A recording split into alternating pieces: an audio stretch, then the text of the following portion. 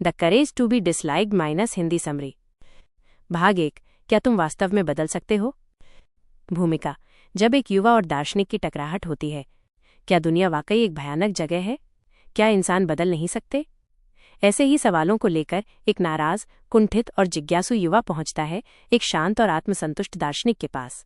युवा को विश्वास नहीं कि जीवन में शांति और खुशी संभव है।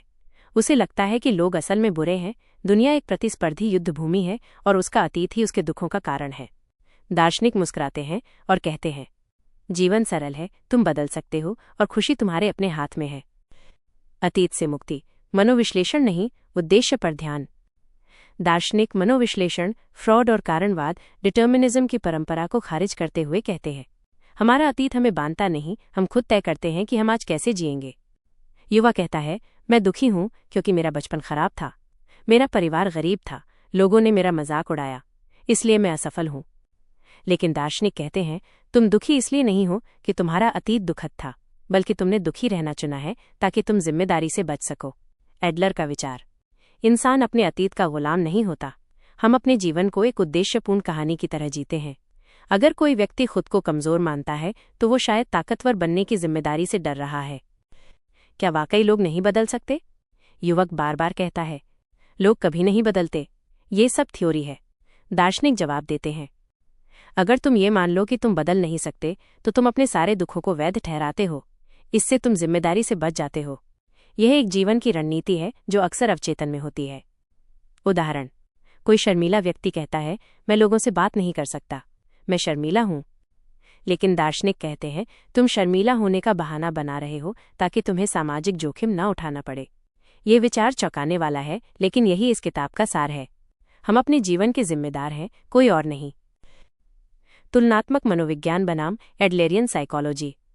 सिद्धांत विवरण, फ्रॉयड, अतीत ही वर्तमान व्यवहार तय करता है। जुंग, अवचेतन की गहराई में हमारी पहचान छुपी है। एडलर, हम अपने जीवन को एक लक्ष्य के लिए जीते हैं जिसे हम चुनते हैं।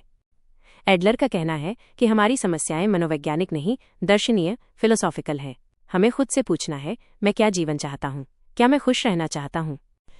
जीवन की असली दीवार, डर। युवक चिल्लाता है, अगर ये सच है कि मैं खुद अपनी परेशानियों का जिम्मेदार हूं तो मैं खुद को और बुरा महसूस करूंगा। दार्शनिक शांत है, यही डर ही तो असली बाधा है, लेकिन इसे पार करने का नाम ही साहस है। इस किताब का यही पहला बड़ा सबक है। खुश रहने का साहस दिखाओ, खुद को बदलने का साहस दिखाओ। संवाद के कुछ यादगार अंश। युवक, लोग मुझे पसंद नहीं करते। दार्शनिक, क्या तुम खुद को पसंद करते हो? युवक, दूसरे लोग मेरी परवाह नहीं करते। दार्शनिक, तुम क्यों चाहते हो कि सब तुम्हें स्वीकार करें? युवक, मुझे डर लगता है असफल होने से। दार्शनिक, तभी तो तुम कोशिश नहीं करते ताकि असफलता का सामना न करना पड़े।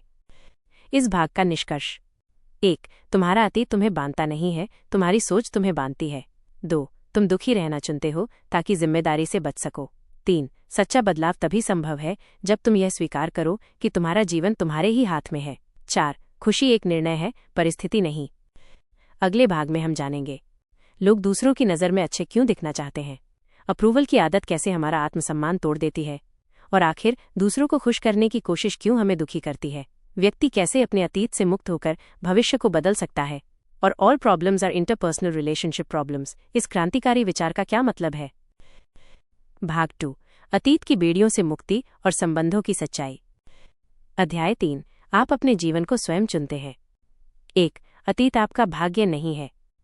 बचपन में हुए बुरे अनुभव, माता पिता का व्यवहार, गरीबी, असफलताएं, अक्सर हम मान लेते हैं कि यही हमारे वर्तमान दुखों का कारण है।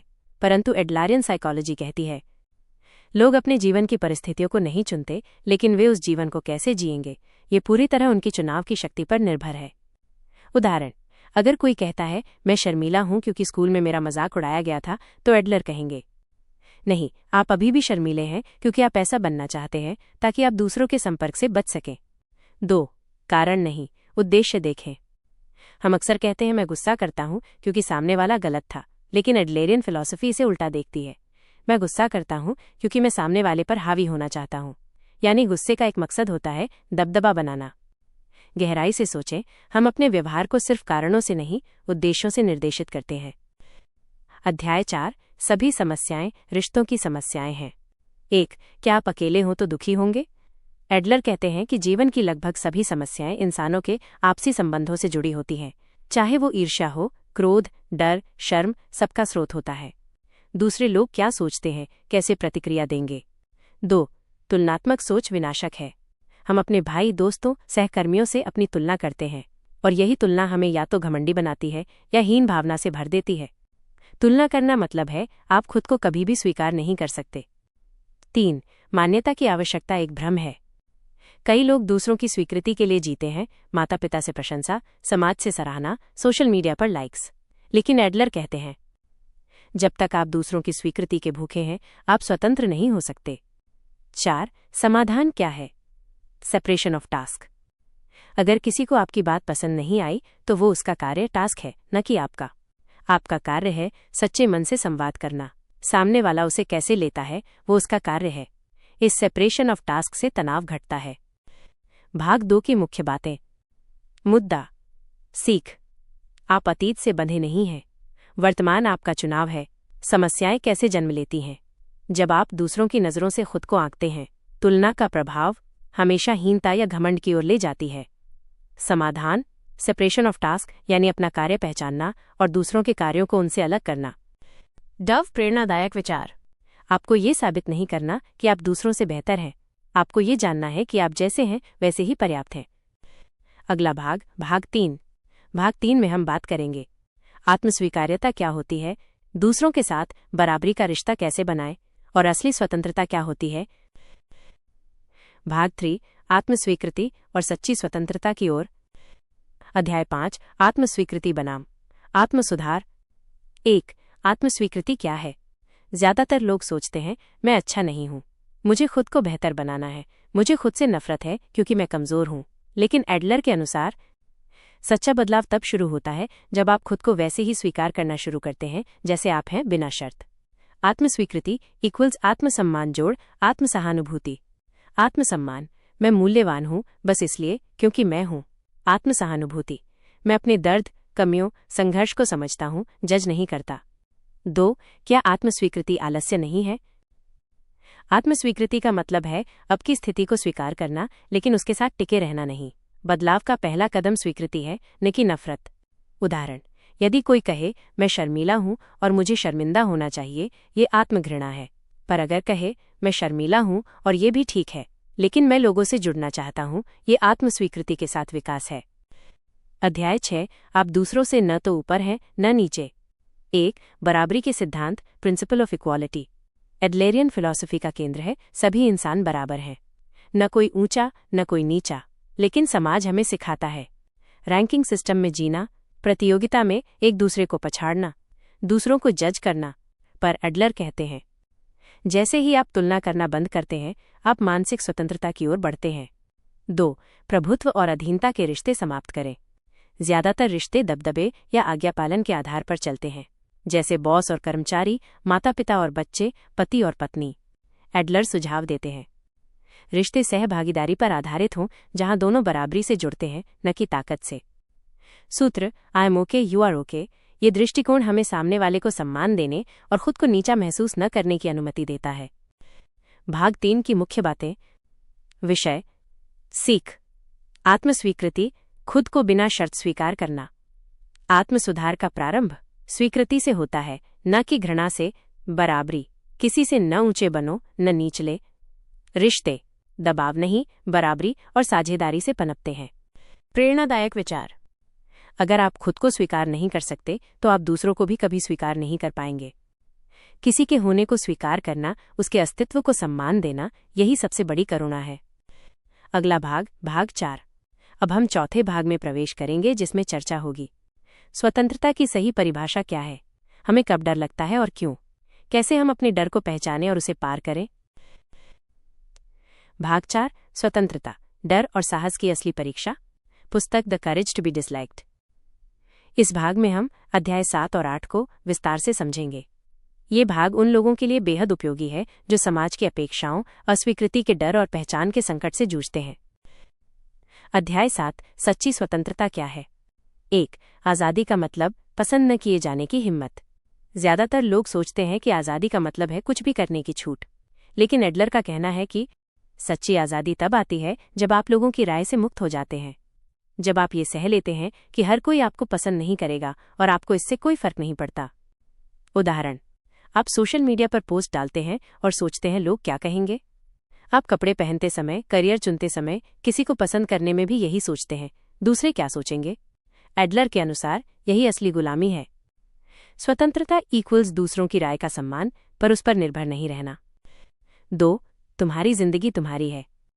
जो लोग हर फैसले में दूसरों की स्वीकृति खोजते हैं वो असल में अपनी जिंदगी नहीं जी रहे। आपको ये समझना होगा, लोग क्या सोचते हैं ये उनका काम है, मैं क्या करता हूँ ये मेरा काम है। जब आप दूसरों के काम में दखल देना बंद कर देते हैं तो मानसिक शांति की शुरुआत होती है। अध्याय 8, डर से आज़ादी, आत्मनिर्णय की शक्ति। 1. डर कैसे हमें जकड़ता है।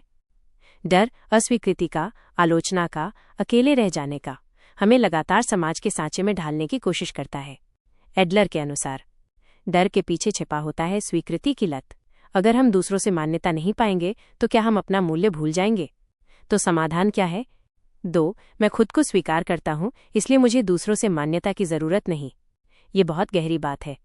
आप दूसरों से प्रशंसा पाने के लिए अच्छे काम कर रहे हैं या आप अपने मूल्यों से प्रेरित होकर काम कर रहे हैं। पहला तरीका डर और परतंत्रता लाता है, दूसरा तरीका आत्मनिर्भरता और साहस लाता है। एडलर का सूत्र, नकारे जाने की हिम्मत इक्वल्स आज़ाद जीवन। आपके रिश्तों में, करियर में, विचारों में जब तक ये हिम्मत नहीं आती कि कोई मुझे पसंद न करे तो भी चलेगा, मेरी जिंदगी मेरी है, तब तक आप दूसरों की छाया में जी रहे होंगे। भाग 4 की मुख्य सीख। विषय सीख, सच्ची आज़ादी। लोगों की राय से स्वतंत्र होना, डर अस्वीकृति का, आलोचना का, अकेलेपन का। समाधान खुद को स्वीकार कर दूसरों की मान्यता की जरूरत खत्म करना। साहस नकारे जाने की हिम्मत ही असली हिम्मत है। अगर तुम सबको खुश रखने की कोशिश करोगे तो सबसे पहले खुद को खो दोगे। जिन लोगों से डर लगता है वही आपके मन की जेल के दरवाजे पर खड़े हैं, उन्हें जाने दो। अगला भाग, भाग 5। अब हम अगले भाग में समझेंगे उद्देश्य क्या है जीवन में, खुश रहना क्या सीखा जा सकता है, दूसरों की मदद कैसे खुद की मदद बन जाती है। भाग 5, उद्देश्य, खुशी और सह अस्तित्व की गहराई। पुस्तक the courage to be disliked. अध्याय 9, जीवन का उद्देश्य, क्या वास्तव में कोई मकसद है। 1. अस्तित्व से पहले उद्देश्य नहीं आता। बहुत से लोग पूछते हैं मेरे जीवन का मकसद क्या है, लेकिन एडलर कहते हैं मकसद पहले से तय नहीं होता, मकसद तुम खुद बनाते हो। उदाहरण, लोग सोचते हैं कि उनका जीवन डिजाइन किया गया है किसी खास मकसद के लिए, लेकिन ये एक धार्मिक या आध्यात्मिक मान्यता है, मनोवैज्ञानिक सच्चाई नहीं। एडलर की सोच, तुम हो इसलिए मकसद है, मकसद को खोजो मत, उसे निर्मित करो। 2. तुम कौन बनना चाहते हो, ये तुम्हारा चुनाव है। तुम्हारी पहचान, तुम्हारा भविष्य, तुम्हारा व्यक्तित्व सब तुम्हारे आज के निर्णयों से बनता है। आप में हर पल ये शक्ति है कि पुरानी मान्यताओं को तोड़ सके, नए तरीके से सोच सके, अपने जीवन का रुख बदल सके। निष्कर्ष, तुम अपने अतीत से नहीं बंधे हो, तुम अपने भविष्य के निर्माता हो। अध्याय 10, खुशी और सह अस्तित्व। एक खुशी, क्या ये कोई स्थायी स्थिति है। खुशी की तलाश हर किसी की है, लेकिन एडलर कहते हैं खुशी का मतलब है सामाजिक योगदान की भावना। जब तुम किसी के लिए उपयोगी होते हो तो तुम्हें अपनी अहमियत महसूस होती है। सरल भाषा में, खुशी सिर्फ आनंद नहीं है, बल्कि ये एहसास है कि मैं किसी के लिए जरूरी हूं। 2. स्वतंत्रता जोड़ सह अस्तित्व इक्वल संतुलन। बहुत लोग सोचते हैं अगर मैं आज़ाद हूं तो मैं अकेला हो जाऊंगा, अगर मैं जुड़ा रहूं तो मुझे आज़ादी नहीं मिलेगी। लेकिन एडलर बताते हैं सच्चा जीवन वो है जिसमें आप स्वतंत्र हैं और फिर भी दूसरों से जुड़े हैं। इसे कहते हैं सह अस्तित्व। 3. समाज में मूल्य पाने का असली रास्ता। आपका मूल्य न तो आपके पैसे से आता है, न आपके रूप से, न प्रसिद्धि से। आपका मूल्य आता है किसी को हंसाने से, किसी को सुनने से, किसी को समझने से। जो दूसरों की मदद करता है वही खुद को मूल्यवान समझता है। भाग 5 की मुख्य बातें। विषय सीख, उद्देश्य, जन्म से तय नहीं, खुद बनाना होता है। खुशी, जब आप किसी के लिए उपयोगी महसूस करते हैं। सह अस्तित्व, आज़ादी और संबंध दोनों का संतुलन। मूल्य, दूसरों की सेवा से प्राप्त होता है। प्रेरणात्मक पंक्तियां। तुम्हारा अतीत तुम्हारा भविष्य तय नहीं करता, तुम्हारे चुनाव करते हैं। खुश रहना कोई रहस्य नहीं, ये निर्णय है किसी के लिए जरूरी बनने का। अब बारी है भाग 6 की, अंतिम भाग। इस अंतिम भाग में हम जानेंगे जीवन में साहस कैसे विकसित करें, बदलाव के डर को कैसे हराएं, अंत में एक अस्वीकृत होने वाला भी खुशहाल कैसे रह सकता है। भाग 6, अंतिम भाग। बदलाव का साहस, पहचान की स्वतंत्रता और स्वीकृति से ऊपर उठना। भूमिका, क्यों जरूरी है अस्वीकृति की हिम्मत। यह अंतिम भाग हमें उस सबसे महत्वपूर्ण प्रश्न की ओर ले जाता है जिसका सामना हर इंसान अपने जीवन में करता है। क्या मैं दूसरों की स्वीकृति के बिना भी एक संतुलित और पूर्ण जीवन जी सकता हूँ? एडलर का जवाब सीधा है हाँ, लेकिन इसके लिए तुम्हें साहस चाहिए, अस्वीकृति का साहस। अध्याय 11, परिवर्तन से डर क्यों लगता है। एक परिचित पीड़ा vs अनजान आज़ादी। कई लोग अपने दुख में भी संतुष्ट रहते हैं क्योंकि वो परिचित है। बदलाव का मतलब होता है अनजाना, और अनजाना इक्वल्स डर। संवाद, तुम कहते हो मैं बदलना चाहता हूं, लेकिन तुम्हारे भीतर डर है कि अगर तुम बदल गए तो क्या तुम पहले से बेहतर हो पाओगे। 2, पहचान का भ्रम। अक्सर लोग खुद को इस तरह परिभाषित कर लेते हैं, मैं शर्मीला हूं, मैं बदकिस्मत हूं, मैं कभी सफल नहीं हो सकता। एडलर कहते हैं ये तुम्हारी वास्तविकता नहीं, तुम्हारा चयन है और उसे बदला जा सकता है। अध्याय 12, दूसरों की मंजूरी की लत। 1, अगर सबको खुश करना है तो खुद को खोना पड़ेगा। हर किसी को खुश करना असंभव है। अगर तुम ऐसा करने की कोशिश करते हो तो तुम अपनी पहचान खो देते हो। यह मुख्य दर्शन है इस पुस्तक का। दूसरों की स्वीकृति पाना जीवन का लक्ष्य नहीं है। 2, स्वीकृति की खोज क्यों गलत दिशा है। जब आप हर बात में मान्यता चाहते हैं तो आप अपनी पसंदों से दूर हो जाते हैं, अपने मूल्यों को गिरवी रख देते हैं, दूसरों की राय के गुलाम बन जाते हैं। एडलर का कथन, जो व्यक्ति हमेशा स्वीकृति चाहता है वो कभी सच्चा स्वतंत्र नहीं हो सकता। अध्याय 13, जीवन के झगड़ों का हल, कार्य विभाजन। 1, कार्य विभाजन क्या है। एडलर की एक बेहद शक्तिशाली तकनीक है कार्य का विभाजन, सेपरेशन ऑफ टास्क्स। इसका मतलब, जो तुम्हारा कार्य है वही करो, जो दूसरों का कार्य है उसे उनके लिए छोड़ दो। उदाहरण, समस्या, क्या करना है। लोग तुम्हें पसंद नहीं करते, यह उनका कार्य है। माता पिता तुमसे निराश हैं, यह उनका कार्य है। तुमसे कोई नाराज है, यदि तुम सही हो तो यह उनका कार्य है। जब तुम दूसरों के कार्य अपने ऊपर लेने लगते हो तभी जीवन भारी लगता है। अध्याय 14, अस्वीकृति का सामना कैसे करें। एक न कहना एक नैतिक अधिकार है। अगर तुम हर बार हाँ कहते रहोगे तो तुम खुद से झूठ बोल रहे हो। अस्वीकृति से डरना स्वाभाविक है, लेकिन उससे ऊपर उठकर खुद को व्यक्त करना ये साहस है। साहस का मतलब खुद को स्वीकार करना, अपनी भावनाओं की जिम्मेदारी लेना, दूसरों की राय को जगह देना, लेकिन उसमें खो न जाना। अध्याय 15, आत्मस्वीकृति और आत्मप्रेम। 1, खुद से दोस्ती करना। अगर तुम खुद को स्वीकार नहीं करते तो तुम किसी और को भी सच्चा प्यार नहीं दे सकते। खुद को अपनाने के 3 चरण। 1, अपनी खामियों को देखना। 2, उन्हें स्वीकार करना। 3, उन्हें सुधारने की जिम्मेदारी लेना बिना दोषारोपण के। 2, मैं ठीक हूं कहने की ताकत। अगर आप रोज खुद से कहें, मैं सक्षम हूं, मैं बदल सकता हूं, मुझे किसी की मंजूरी की जरूरत नहीं, तो धीरे धीरे आपकी पहचान मजबूत होगी।